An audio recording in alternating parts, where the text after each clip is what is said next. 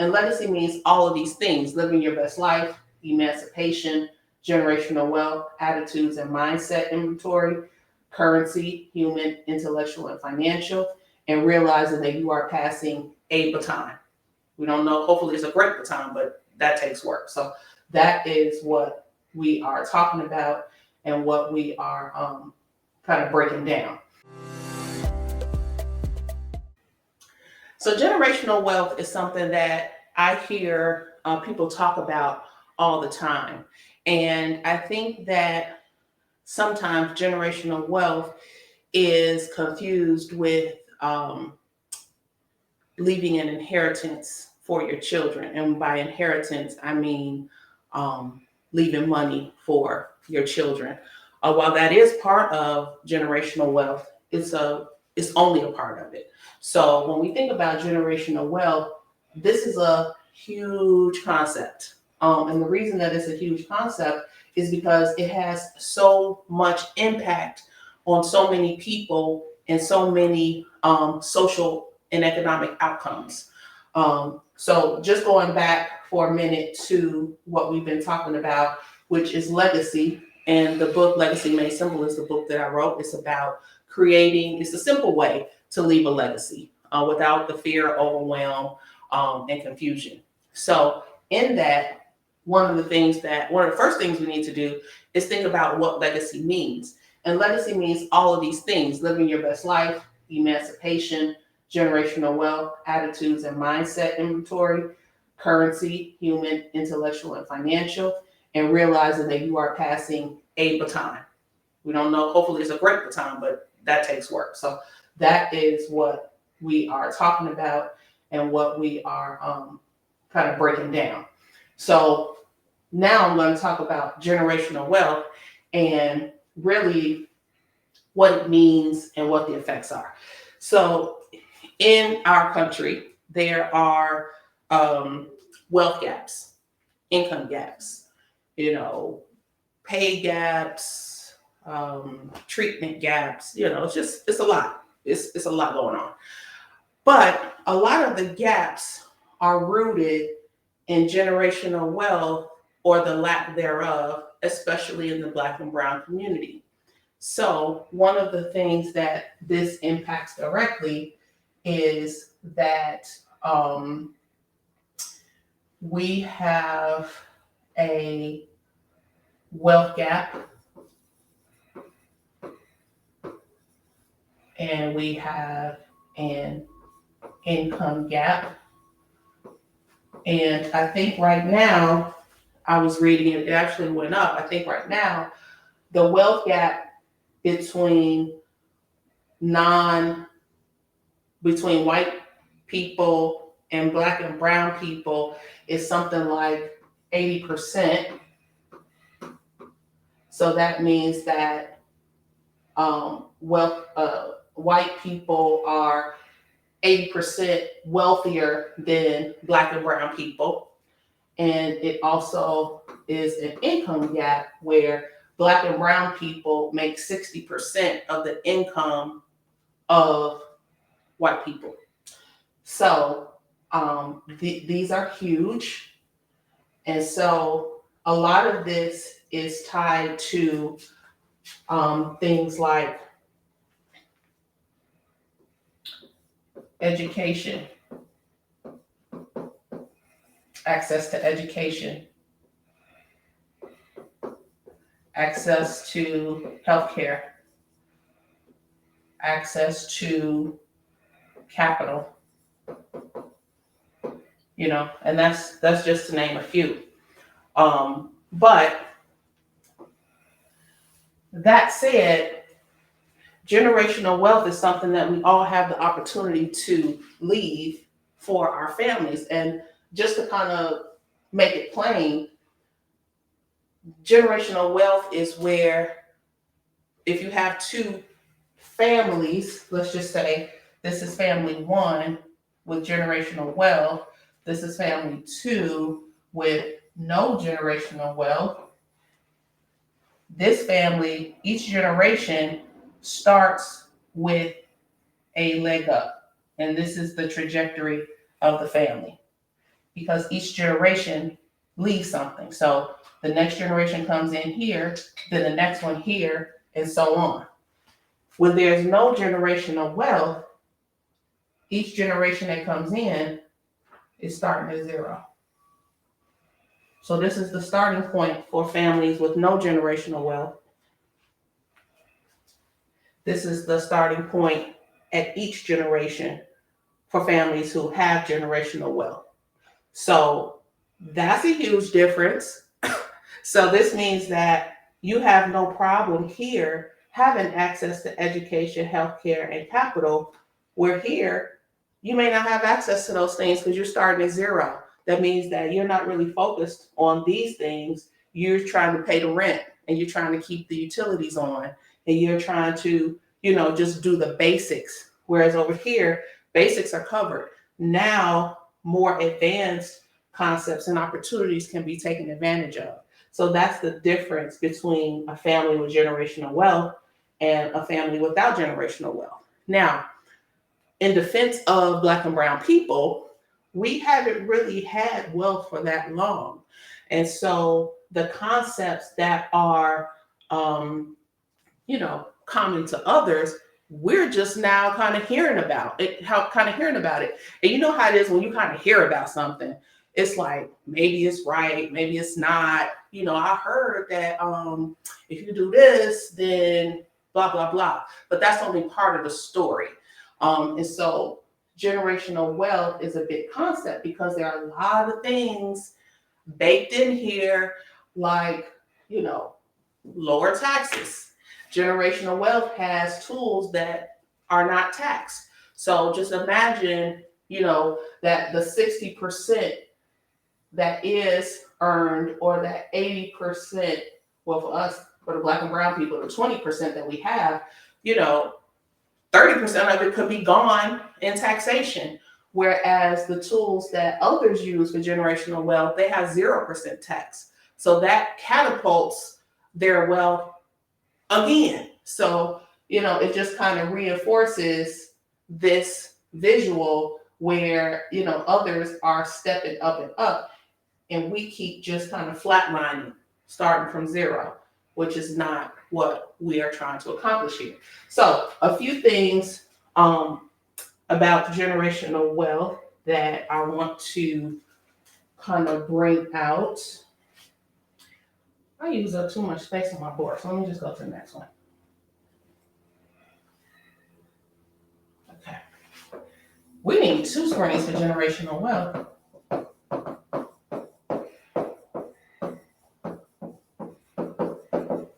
Okay. So the first thing is access to education. So access to education is a direct result of generational wealth. What do I mean by that? Well, when there's generational wealth, that means that you don't have to worry about, college plan and, all those are good tools. I'm not saying that those are not good tools, but whether you have that or not, college is taken care of. So a lot of times we have kids who can be admitted into college. That's not always the problem. The problem is that tuition. So we have admission to education, but still we don't have access because we don't have the money to pay the tuition for the college. I have 2 college students right now, so I understand that there is tuition. That's one thing. The room and board is another. The books is another. The DoorDash and Uber Eats is quite another.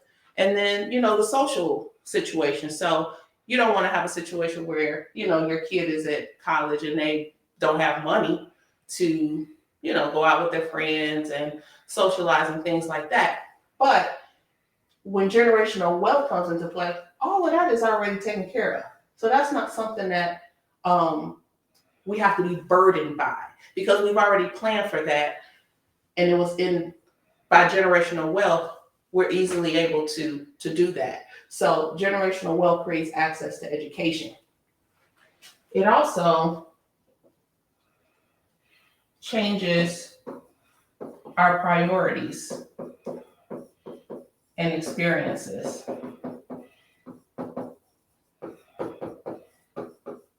And what I mean by that is because we know that we created something or someone has created something for us, our priorities are different. Our children's experiences or our experiences are different.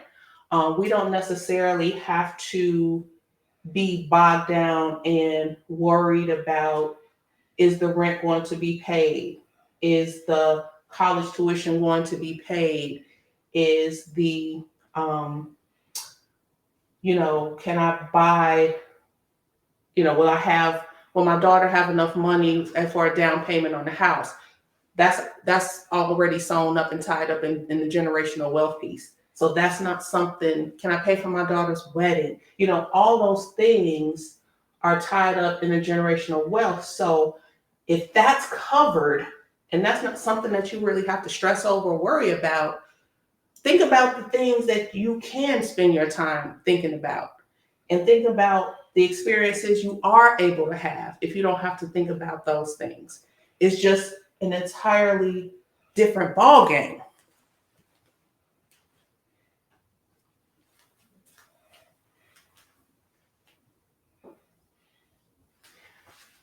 This also lends itself to thinking about how your habits are different. Oops. That wasn't a good idea. Would your habits be different if you didn't have to worry about foundational things like education? If you didn't have to, if your posture was, I don't have to ask the bank permission for me to get a car or for me to start a business, but I have the power to do it because of generational wealth. Think about how your habits would change, how your priorities would be different, and what experiences you would have. That is one of the effects of generational wealth.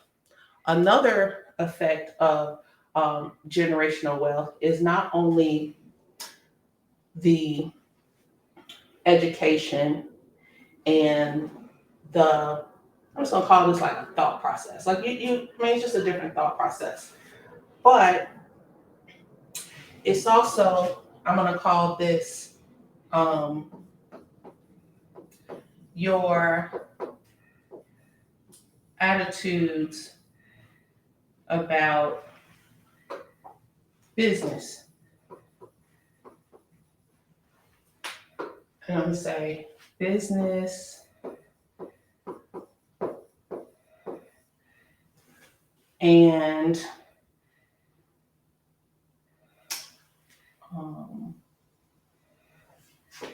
opportunity.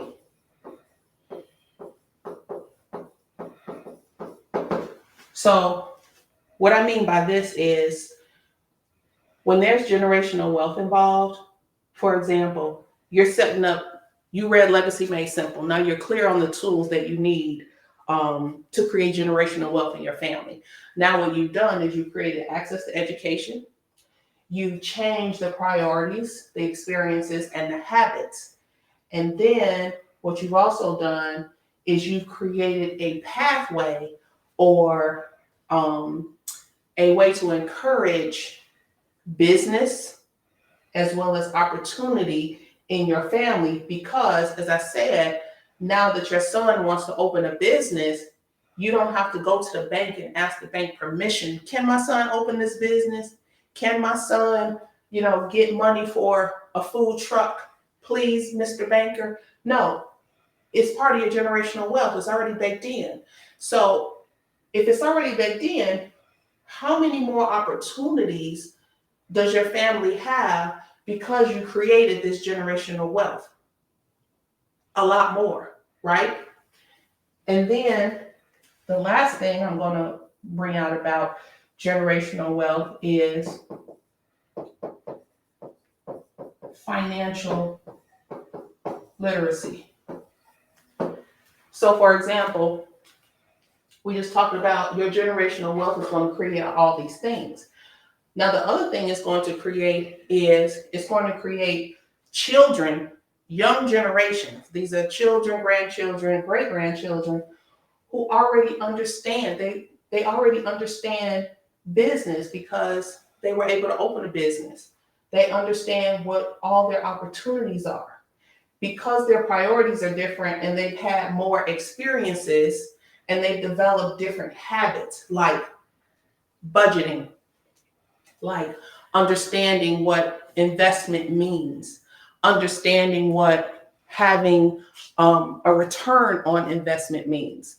That is huge when you have generations who come up understanding that and not just thinking that, they get money, they buy a toy, it's over with.